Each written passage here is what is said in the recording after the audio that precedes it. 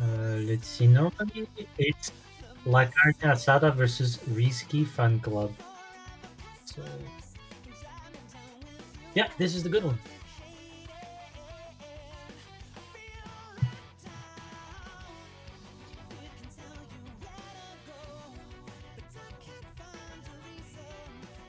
All right, hello everybody, and welcome back to Abstraction Cup. We got some more matches on our table right here, and we're going to be continuing on with our Sunday block of matches with none other than Carne Asada versus Risky Fan Club. C28 against Siege 37 in the Rana 64 bracket, as we're slowly going to close out things for this weekend, but we're still keeping up the pace with some really good matches here and there. So once again, I'm going to be your host, Epic Man2, and joining alongside me for this one's going to be none other than Wanijimaru. How's it going? Hello, everybody. Hope you guys are doing well, and thank you for the introduction, Epic Man 2. Well, what can I say? It's going to be one of these close matches once again, considering this is round 64 with C. It's fairly close, in fact. 28 versus 37. I expect some fairly close points, in fact. And like the usual, either it's going to be a sweep or we get to tiebreaker. That's the suspense we'll be finding out. Yeah, absolutely. No, There is. yeah. Yeah.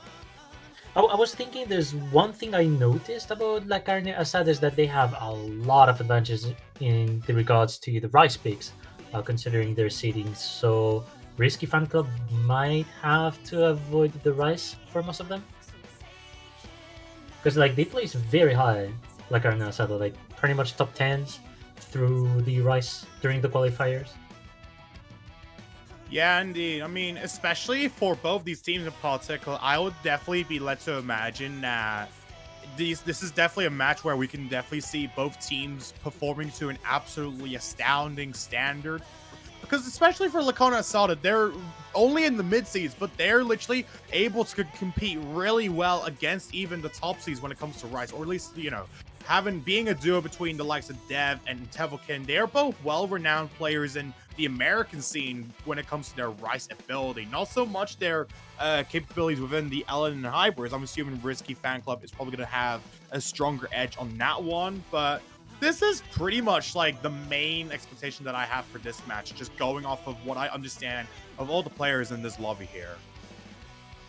Yes, indeed. Alright, so I'm seeing, I believe they've gone for the Protect. La Carne Asada protecting Rice 3, I believe. Mm-hmm. Yeah, makes sense. They're pretty much just going through... Okay, so Skin of Gods is going to be protected by Carne Asada. Really expected Rice map to be protected. This is one of the most competitive picks that we have been seeing all throughout this weekend, especially because of how it introduces like a lot of variety within the map itself. But then we also get a ban from the likes of Risky Fan Club. Going to be taking out Rice 1, as that one's going to be put to bed for the time being. And oh, wait, no, they did it a little too early. Whoops. Okay, I guess they're just a bit confused. Which happens? The team is trying to understand what's going on, and they have to basically protect and ban at the same time on the side of Risky Fan Club. Mm-hmm.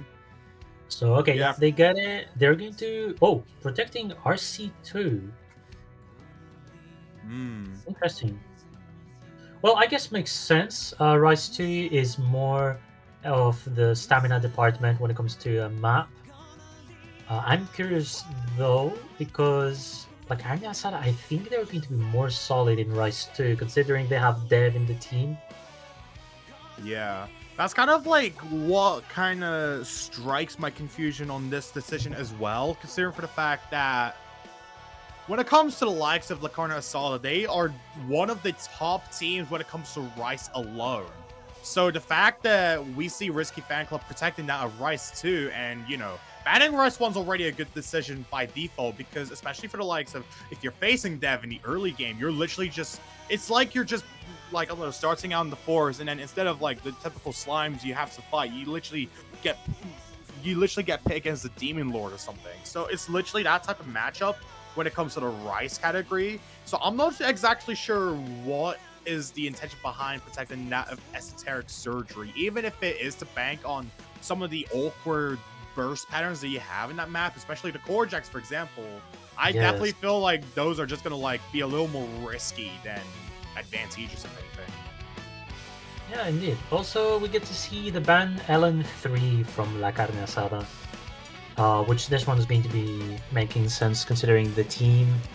LN3 is also a peculiar kind of peak because it's not as dense as the other lens, I believe, and it's more about the technical rhythm through the map, in fact. Yeah, indeed. Especially for. Oh, what was I even gonna say? Whoops, my bad.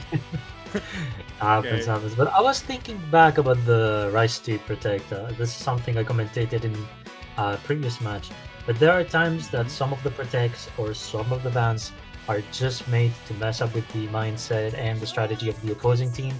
So you might Yeah. have slight chances to disrupt the opponent and be like, "Oh, hey, I'm actually good at this, but you're not gonna expect it."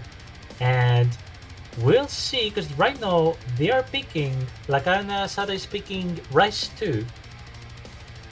So let's see Mm. who is going to be actually taking this point here. I'm actually quite curious. Yeah, So indeed. we I'm got also one quite by curious Dev, myself. okay. Makes a lot of sense. Yeah, indeed. As we can see, this is actually a really funny decision because it does seem like Carne and Asada is picking into their opponent's protect, but at the same time, because they're so good at Rice, either way, I guess it may as well just feel like it's expected they're going to have to pick into Rice too, because that's also within their shooting range. Yes, indeed. Yeah, so when it comes to this pick, this is definitely one of what I would like to say the starter decisions for a lot of teams when it comes to this round alone, considering for the fact that this is a map that is one of the longest in the round. Not the longest, but one of the longest that we have. And it's also very strenuous with its handstream parrying that goes all the way until you get the slower section at the end, which is approximately about 3 minutes of its run time. So the fact that this is going to be the one that starts off this match alone is definitely going to be sending a bit of a message from both sides, as we still have yet to see how Risky Fan Club are going to be dealing with on a map like this, where, you know, it's going to really matter that everyone does get the best accuracy that they can, because even if it does come down to even a single 300 or a perfect even, the map is already going to go down the drain, and that's something that Risky Fan Club cannot afford to. Very, very true. Yeah, pretty much got nothing else to say aside the fact that some of the maps can make sense strategy-wise. It really depends on what the people have in mind. But for many, I think going already with the stamina map, if you don't have the stamina already at the beginning of the match, it can really change a lot the course of the match, because that's like 1 point you lose, but that can be a very important point compared to the rest of the match. Absolutely. I think especially in the early game, any map here is going to matter so much, especially for the Rice category, if Risky Fan Club is to try and at least tackle the likes of Lacarna Asada on these, because especially for our tops, our higher seeded team here, it's going to be very within their comfort range to even go into maps like this. And a lot of the Rice maps alone take up most of the space that there is on the map pool itself. So this is something that Risky Fan Club is going to have to take into mind. But as we go into the start, it does seem like everything is off to a straightforward start. Dad's going to have the rough edge of the beginning, however, not being able to at least hit every single note we get of this 190 BPM pan stream first thing first. Yeah, now that is actually going to hurt, because we have seen them having a slight less accuracy compared to one bite, but that miss is going to be playing through the rest of the map, and it really is going to depend on if one bite is in fact going to lose stamina or perhaps get some miss. Now, this is just the beginning of the map. We have a long time ahead. We have like still 3 minutes of song. So let's find out if one bite is going to be managing to hold that have very high accuracy. By the way, we're talking about 99.89. 0.2% of difference between both players. Dev slightly getting back the accuracy at least. But there's still a chance for Dev to catch one bite. Yeah, absolutely. Especially with only one miss at the beginning, that doesn't mean that this is immediately the end of the world. If it does come down to one by potentially taking a miss of their own as well, somewhere over the course of this map, while there's about 2/3 left of this rain time. But even going next into this other section where there's even more hand streams and a lot of more anchors that are not inherently straightforward, you go into yet another halftime section, and even then, one by is not even showing any weaknesses going into a variety of patterns, looking to at least maintain consistency going throughout a lot of these to ensure that they can at least tackle the likes of Dev, because especially going up against Dev in the early game on a map like this, it's literally really difficult, because especially when you're at least looking at the good majority of the American community in this game, Yeah. you're gonna literally like see even the fact that it's literally as if you're facing the gods of Olympus or something. Like, it's That just is crazy very like that. true. And what is even more scary is if we're looking at Dev, there's the accuracy only goes up. It's been like more than 1 minute 30, I might say. But Dev is just increasing the accuracy step by step. And one bite is in that range where any miss is really going to change the course of the map. But instead that is going to get the miss. We're talking about 14,000 points between the two players. One bite still holding that full combo, which really helps out. That loss of accuracy from Dev is not good at all for La Carne Asada. Yeah, absolutely. Especially going into this next section where the difficulty is basically gone. This pretty much puts the nail in the coffin for the likes of La Carne Asada on this first pick. And not to mention, this was a protective one by after all. So the fact that picking into this protect ends up not going into their favor and ends up in a breakpoint instead really just feels poetic for the likes of RIZKIFANCLUB, as this is basically going to be their first point. There's pretty much no way that this can just simply go into the favor of Dev, unfortunately, because that time's basically out. Yeah, and also one more miss from Dev, in fact. Very unfortunate, in fact, for the beginning. But that's going to be one secured point for RIZKIFANCLUB, starting off very strong against the opposing team. Holy damn. That is insane. That is a crazy showing from one by, especially being able to show that they are able to tackle that of the Americans. And even with half the ratio, is really just about at least excluding the misjudgments so that you can at least equate the competition. So that said, it does look like going off that breakpoint, RIZKIFANCLUB is going to be in the driver's seat for this next pick. They still have a lot of options they can really go for on the board, and I would imagine they also have the luxury of going into any of the hybrids or the LNs when necessary, considering for the fact that they have the likes of they also have Mighty Tech on their team, who I remember facing in a tournament like almost 2 years ago when they were a lot more recent in this game. So Yeah. yeah, I would imagine maybe something like Dear My Memories or Thesis B could be relatively decent picks for them. Either those or something that's like just less physical to try and tackle that with Carne Asada. See whether that could also help sharpshoot their chances at being able to take more points on the board. Yeah. I mean, sometimes I'd say continuing the physical stuff or the maps that demand a lot of like stamina or perhaps a lot of like speed per se, it's not bad to continue it as long as you also ensure that the hands are like well warmed up, because a lot of times this really helps through the rest of the match, and maybe they can also awaken compared to like the beginning they had on that first point. So we never know, maybe like our Nasada is in fact going to take on the rest of the Rise this map, which honestly is I guess what I expect from such kind of team. But I'm curious as for what RIZKIFANCLUB is going to be picking, because either they try to go for the Rise, trying to force all of the Rise maps to be gone, or they try to just be diverse and go between Hybrid or LM. And they're going to go with Hybrid 1. Okay, not a bad choice. I definitely would suspect that this might have been a bit of a comfort pick for the likes of RIZKIFANCLUB as well. Just going up the fact that not only is this map fairly balanced when it comes to how it kind of strikes a difference between most of the Rice Physikai, but it also has a lot of LN streams as well, and a ton of these sweeps within the LNs as well that I definitely could imagine they may be banking on to try and trip up any of the players on the Carne Asada as well, or at least looking to see whether they can exploit their LN weaknesses as well, or see if they can at least give them a bit of a consistency check, because I think, especially in Rise 64, those are pretty much the most common type of mind games that you would have to play with a lot of teams, especially that are somewhat on a balanced level, or a level that is equal to you, despite what the seedings say, because this is like one of the only occasions where I can really say that the seedings are genuinely the most messed up thing in this tournament, because like, for example, how on earth do we even have people like invading Sargi, like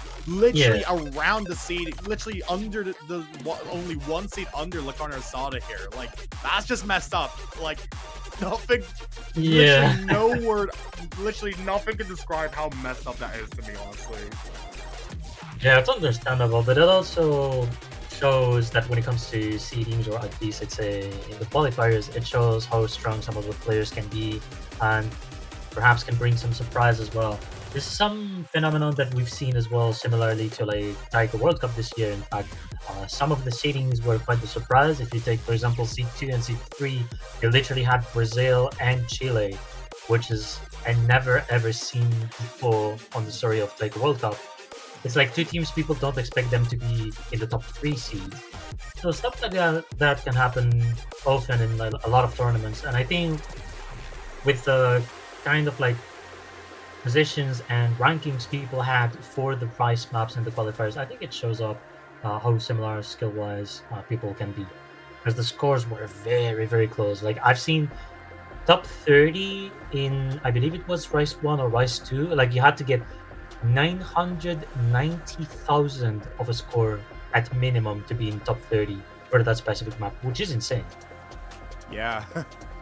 It's just crazy in general, and as it looks like we are still waiting for Hybrid 1 to start, so I guess for the most part there isn't really much else that I have to say before we go into this next map, where we're gonna have to really see how Lacarna Asada is going to be dealing with a map like this, considering for the fact that, like I mentioned, this is a map that features a lot of fairly straightforward patterns, but at the same time relatively difficult for literally only the first stage, as much as it may be warranted here. Alright, so we get Tevelkin hopping in for the speak.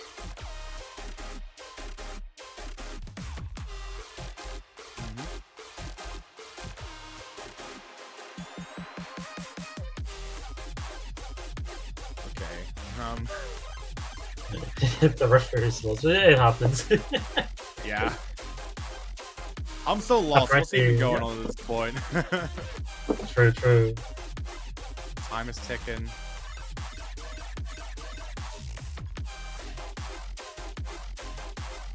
Okay, we're gonna wait on this one. Let's see. Oh. Okay. If you can look at reffing, oh man, this is actually. I saw the message. Oh my god, bro! Tevelkin really likes red and blue. Hey guys, quick question: is Tevelkin a blood or is he a crip? This is a genuine question, by the way. That question, I understand the question. I know what you're talking about. Oh man. No, because like, that's literally the only thing I can even think of when it comes to at least trying to trajectorize, like, yeah, just like how difficult. Yeah, a team, I guess. Like, I never thought of that. Like, how many years have I not thought of this? I think maybe 6 or 7 years. I completely forgot about the Blood versus Cribs. Wanijimaru. You just put the you memory literally just in my said mind, you just said the number. You just said the cursed number. Oh man, I'm sorry. Self-outing. Nah, just kidding. /J. But anyways, we are almost 20 minutes underway with this match, and we're finally going into our second round. This is going to be Hybrid 1, Don't Worry, Virtual Ride by Alex Dunk. This is a map that was originally used in full the M2023 semifinals round. Like I mentioned, this is like I mentioned in the map pool showcase stream, one of my favorite maps from that certain franchise, as well as it was pretty big back in the day. It's been gone for like 2 years at this point, so I wanted to revive this map just because it's like 3 years old. I've never seen this be used anywhere, and so far so good. Tavelkin has a really early advantage on this, contrary to what I was at least initially anticipating for this pick, or at least trying to analyze based on the performances of both these players when it comes to either of these categories, etc. Yeah, and the accuracy is clearly going to start being important. We're talking about 0.4% of difference between the two players. Mighty Tech getting slightly drops, and Devilkin pretty constant, I'd say, between 99.7 and 99.8. Holding in through these spots here. Even with a lot of the graces and the bursts that we get in this map, it does seem like Mighty Tech is doing a good job ensuring that they still have the full combo intact to ensure that they are still creeping them up behind the likes of Tevilkin when it comes to their scores. But that jump scare is going to take down Mighty Tech, and again, the LN sweeps are going to completely abolish what they were building up to. Oh, no! That is some tragic misses on the LNs for sure.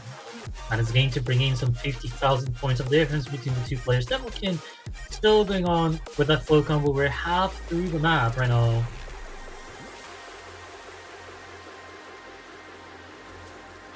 Oh, dude.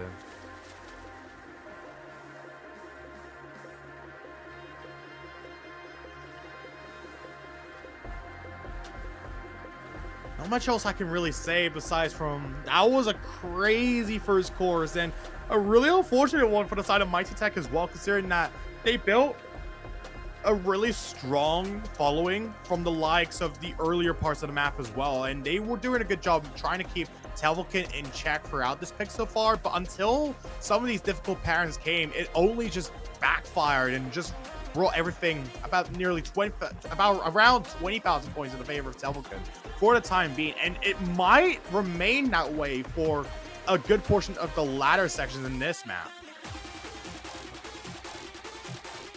We're getting into the build-up here. Mighty Tech has rebuilt some good combo here with the 1000 combo. Tevilkin still with that full combo here and a very good accuracy of 99.7. And I somehow cursed him. He gets a miss. No, it's a clean miss. It's not a big of a drop. There's still plenty of difference compared to Mighty Tech. And this is a fairly chill part here. Now we're getting into the drop. Much more dense, yeah. I was about to say, this part is a little far from chill, just considering a lot of the trail control alongside these flams you need to try and control from the LN perspective as well.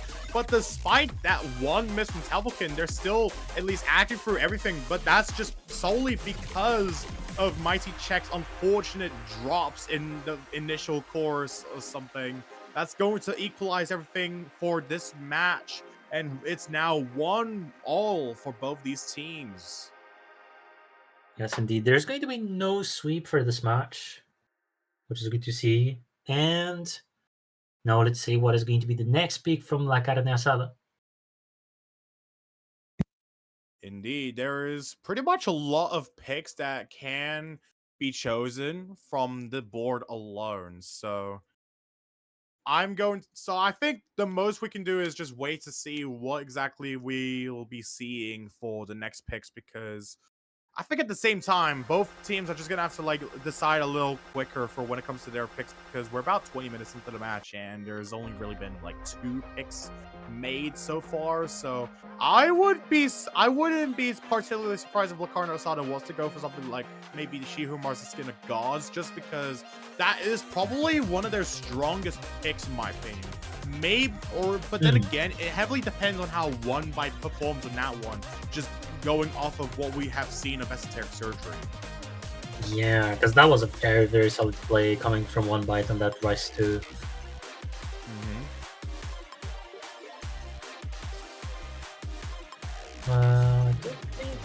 Because I'm trying to think what Rise maps can RIZKIFANCLUB contest. There's Rise 3 perhaps.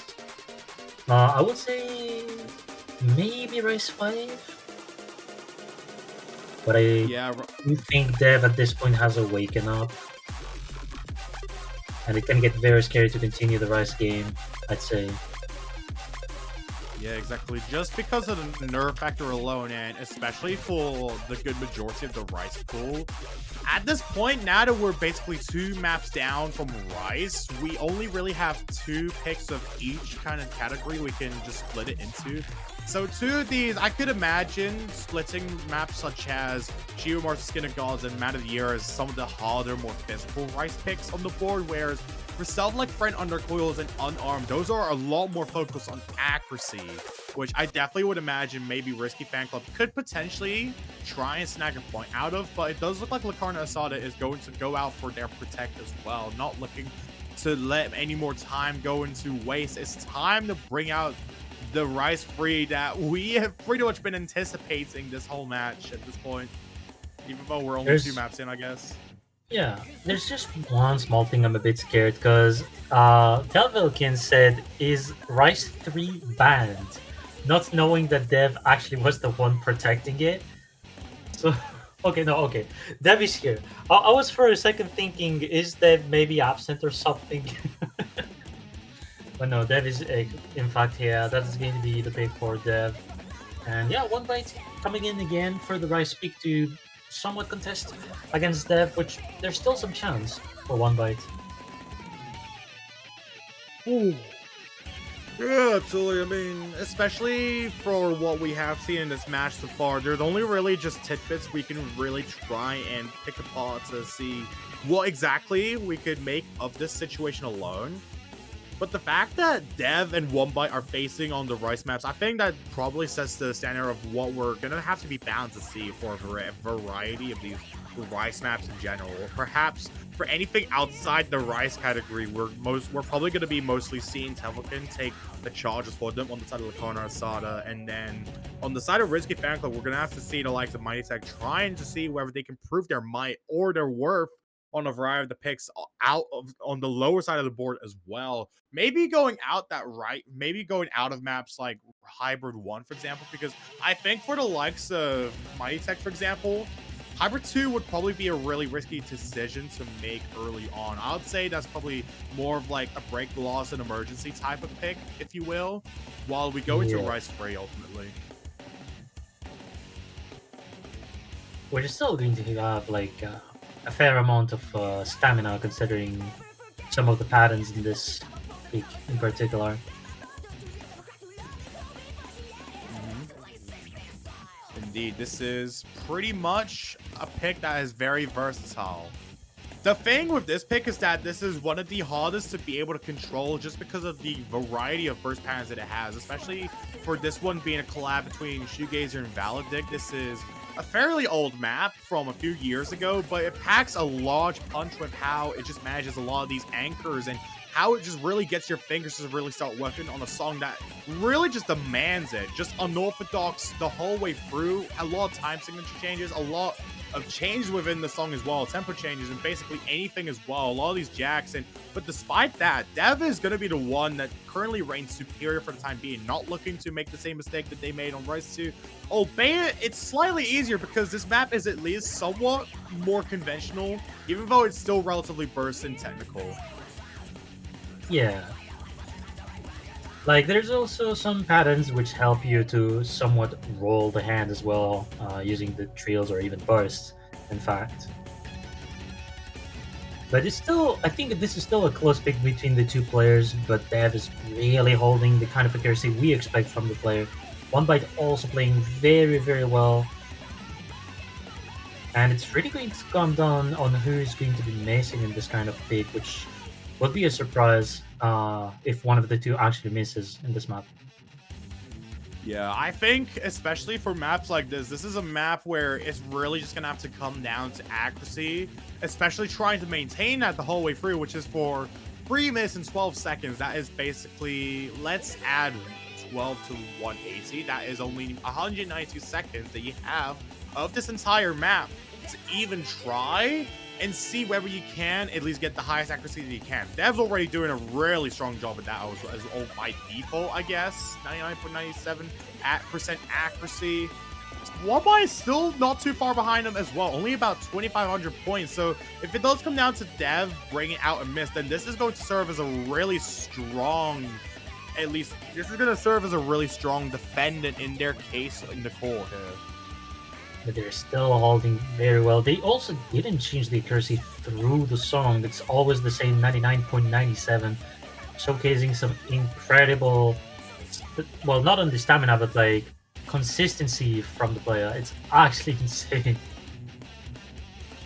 Yeah, it's just really hard to be able to replicate this kind of stuff in most matches. So the fact that Dev is out here just pulling it off simply without having to break much of a sweat is insane. And that is a 99K that comes from Dev's fingers, bro. This might be the #1 score of the week on this map alone, because we already had a 999K from Saragi earlier, and that's only like what, less than 100 points or of score above that.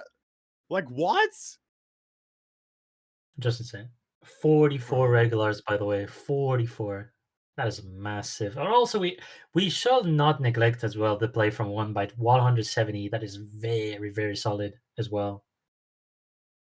The double V1 double S from both players in this map alone is insane. But when it comes to literally getting a V1 double S with only 170 perfects in ratio, and somehow you need to shave off like 130 of those to even reach what Dev got, is it's so disrespectful, bro. Like, how? Like, oh my god, that's literally a live shooting if I've seen any. But that said, it's basically 2 points in the favor of the Carne Asada now, so it's down to RIZKIFANCLUB to try and make the next move on the board. What do you think of Hybrid 3, Wanijimaru? Hybrid 3... Okay, I haven't seen Hybrid 3, in fact. I know generally Hybrid 3 tends to be the kind of longer maps, though Hybrid 1 was quite long as well. There was like 3 minutes 38, I believe, for the length. Yeah. I know they're going to go Allen too. Okay. Well, I guess it makes more sense. Yeah, I think it makes sense that they go for LN because there's like less rise compared to the hybrids.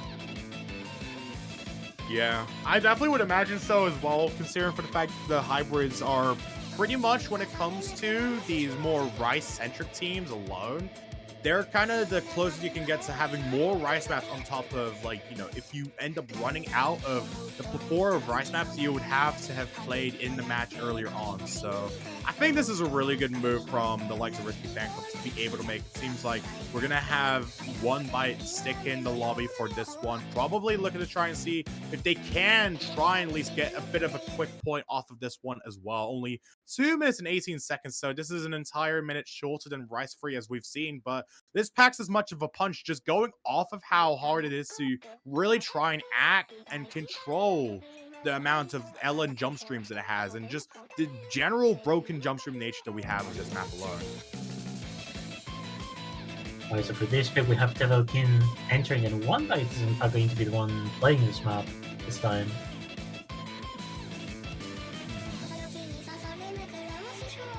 Definitely quite a bit of an interesting choice, I must say, just going off of how we have seen 1byte just playing through a bunch of maps, and especially in the Rice category, they've shown to be really strong when it comes to ratio, and nothing short of that as well. So bringing them onto the LNs is definitely quite refreshing and a bit of an interesting choice, seeing that we can see 1byte is doing really good.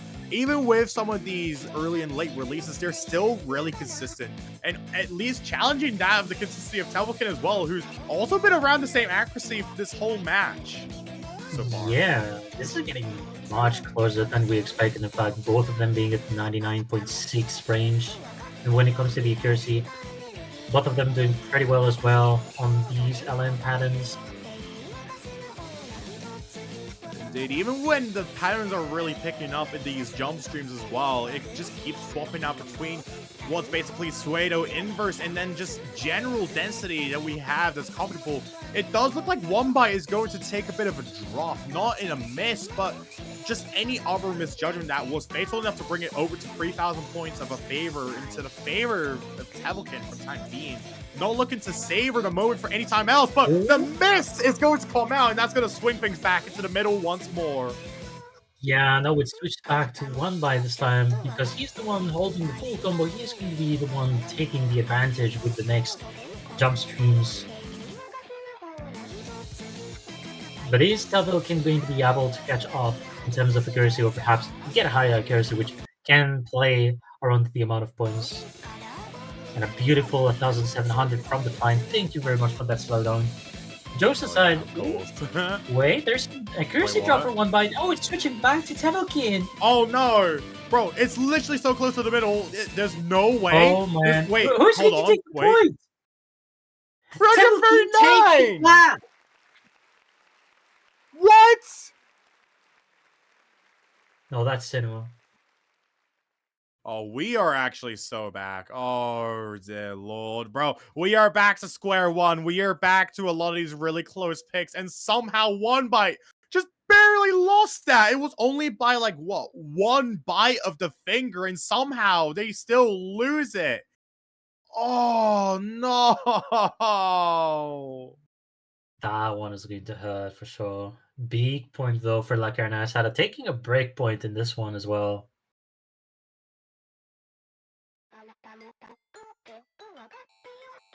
Oh, dear God.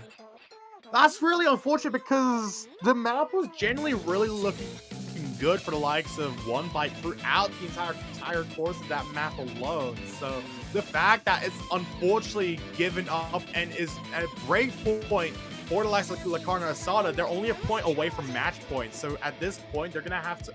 Okay, I literally just said point like 10 times over, but you get the idea, I guess. I'm trying to get my ideas across. But I guess for now, Carne and Asada is probably in a really good position right now. They could pretty much just pick into anything, and it pretty much should be safe. I wouldn't be surprised if they were to go for something like Rice 6 next. Alright, sorry, I had to check the Twitch chat because there was a funny interaction from the RIZKIFANCLUB. Had to commentate about that one. They got banned by Nightbot. Bro, what? Bro, how? Dude, getting discombobulated by freaking Nightbot is crazy. What? How? Well, shows the power of Nightbot through the years. In fact, they're the best Nanya player. I don't think people ever knew that, but yeah, I think it makes sense. We're talking about a bot, and bots are good at Nanya. Simple. So jokes aside, for the next week, which map are they going to go? Maybe Rice 5 for Carne and Asada? I think this is the one where they can push the most when it comes to Rice, but no, they're gonna go with Rice 4, the more technical part, compared to Rice 5, which is going to be plenty enough to have good accuracy with a unput dev in it, and that's going to force RIZKIFANCLUB to try their best into this kind of map, which is going to be a very difficult task. Absolutely, this is definitely something that I would imagine Dev would feel really good just forcing the opponent team into, because this is arguably the easiest map in the entire map pool. And I put that in 10 quotation marks because not only did I buff the OD on this one, but the fact that it features a lot of these really dense patterns that are very quick. There's not really much time for you to really try and predict or react to them as well, for a matter of fact. So the ideology that Dev is going to willingly go into this and try and force the likes of Mytech into this as well, considering that I'm assuming RIZKIFANCLUB would at least want to save the likes of one bite for some of the next picks that we have on the board. This is definitely going to be a bit of a risky pick for the likes of Dev. While this is also the license, we're just going to have to see how Mytech does on this one. Because I think a lot of people would be led to assume that they should at least prove their might on a tech map like this. Wait, I just realized one thing. Is it me or did Dev had an early miss in the map? Because there's like scores being wiggling between the two players. In fact, Mighty Tech is in fact with full combo, but I think there's one miss from Dev that we missed. There might be. Okay, that's an accuracy drop from the likes of Mysec, but even Dev doesn't seem fully stable on this map either. It's just really down to a lot of these jump stream bursts that are like so random, just solely going off of what the drums are doing in the background that really sells things. But Mytech is going to sell a bit of their score on top of that as well. Not looking to be the most shabby when it comes to a variety of these patterns, as the scoreline's just going to increase in the favor of Dev for just a little bit longer. Yeah, that accuracy difference is also going to start paying off a lot for Dev. We're talking about 5,000 points here. And I believe, yeah, the rest of the map is not that dense at all. It's all about being accurate on the next patterns. Indeed. And now that we're done with the main meat of the map, the course is already taking its place as we just have one last section of the map, and even those patterns are probably the scariest that for any player going into this map, because if it does come down to a side race, just the idea of potentially missing on these trails and this anchor, but somehow Mytech is the one to suffer instead. Dev's going to just take this point willingly and run away with it, and 9 on 8.5k is what they get, and only 34 perfects is there on the score, as Carne Asada is now at match point. Not looking to give Risky Fan Club any opportunity whatsoever to get a second point in their chances. It's all just down to just a few maps that Risky Fan Club is going to have to win, because they're now in a position where they're forced to even take this point, or at least win on anything to even force a tiebreaker, and see if they can at least use that to their advantage to even prove their chances of staying in the winner's bracket. Yes, indeed. This is really going to get difficult for Risky Fan Club to find maps where they can get up to match point, considering that you have still Rise 5 and also Rise 6. You know that like our Asada is going to be at least picking one of the Rise maps, most likely going to be Rise 6 if they want to make sure to finish the opposing team. So Risky Fan Club, either they go LN1 or perhaps, as you mentioned, maybe Hybrid 3. That's another pick they can have. Yeah, there is definitely still a lot of options on the board for the likes of Risky Fan Club if they were to try and utilize more on exploitative picks against the liking of Carne Asada, especially for. I think the issue now is that now that we've actually seen what Carne Asada is capable of on this level of difficulty in the map pool, the Risky Fan Club is basically slowly running out of options. I guess their best bet would have to go into some picks like LN1, for example, considering that this is a lot more roll and coordination, but Lord knows what Tevokin could potentially get on that map as well. Very true. And they're going to go with Hybrid 2, in fact. Oh, okay. Sure. Yeah, okay. I'm not the most sure about this pick, just because this is like arguably, it's basically if you were to take Don't Worry and just make that a little more physical in this Rise passing, as much as it still is arguably the more balanced hybrid map out of the others that we have. It's just that there's just a lot of really dense anchors that we have spread out across this map as well. So I'm not entirely sure how either the players of Risky Fan Club could be dealing with this one. So I feel like this is probably a bit of a shot in the dark coming from them. But who knows how it's actually going to turn out. Yeah, I don't think though that Dev is going to enter in this kind of pick. It's more likely going to be Telef King for this one. But who is going to enter for Risky Fan Club between Mighty Tag and One Bite? Honestly, I have no idea. I think for this pick in particular, we have seen Mysec do pretty good on the likes of Hybrid 1, even with like a pretty disastrous moment on one section, they still held it well together throughout that one. So I would imagine Mighty Tech could probably go in for a map like this, as one by is going to be leaving the lobby in. Now we're just going to have to see who's going to be coming in for this one. I'm assuming it might just be Tavelkin. Yeah. Yeah, I think it was Tavelkin because I saw the chat and I was like, oh, the ref said not again. So Oh, yeah, I was thinking it's maybe the coloring team again. The fact that it got spammed. This guy really likes his red and blues. He really does. He's absolute snooze. Just kidding, just kidding. Alright. Alright, so no, it should be, yeah, Tavelkin versus One Bite. Unbelievable. Oh man, Dame Polito, there's one L that is missing. As someone that knows how to speak Spanish, I got offended by that missing L. Bro, Dame wait, Polito. what? Dame Polito? What? Like, it should be Dame Pollito.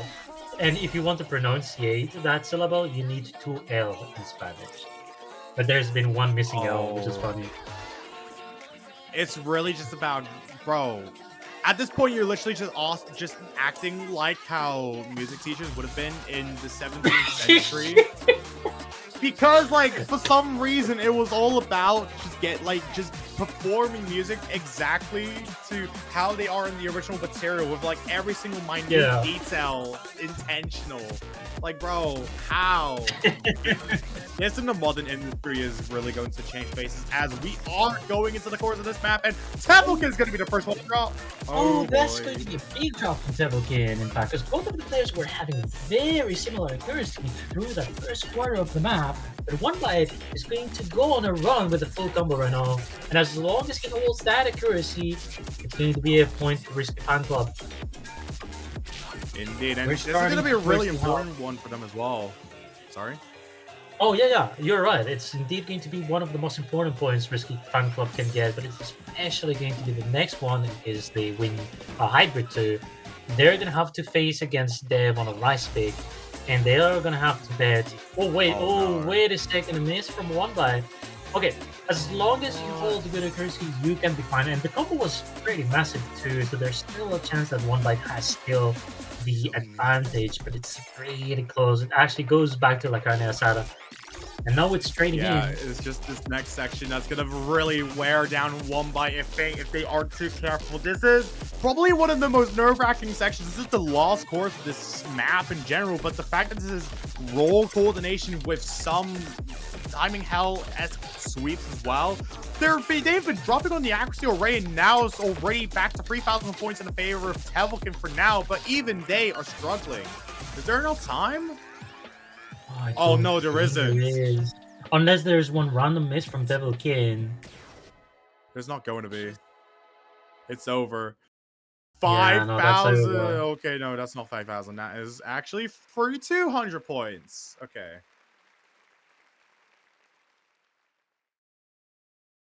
Oh no, that's actually a really sad way to go out. I think had it not been for those misses from One Bite, they could have definitely taken this because they've won the ratio battle in the perfect. It's just the greats that they would have needed to work on.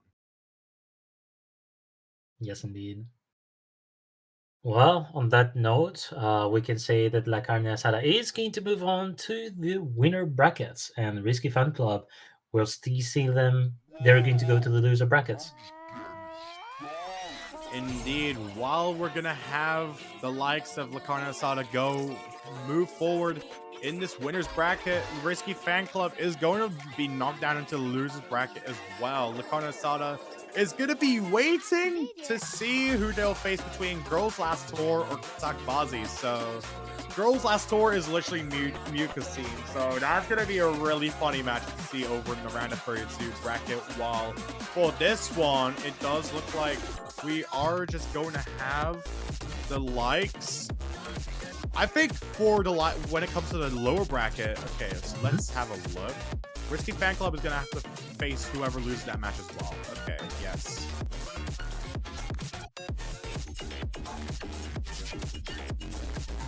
Well, I think that's it for me, honestly. Any last words, perhaps? Not really. I just hope you all enjoyed what we have been showing. We had a lot of matches in this hour, but we are now going to start slowing down as we go into our very final last few matches. And we got another match in less than an hour, actually. It's going to be, I think the next match we got on the board is the Santa Leo versus Party Starters. So that's going to be a bit of an interesting one, I must say. Yeah. Well, gonna wish you guys have a good day, evening. See you on the next match. Indeed, thank you all so much for tuning into the stream once again, and we'll catch you in the next episode. See you all next time.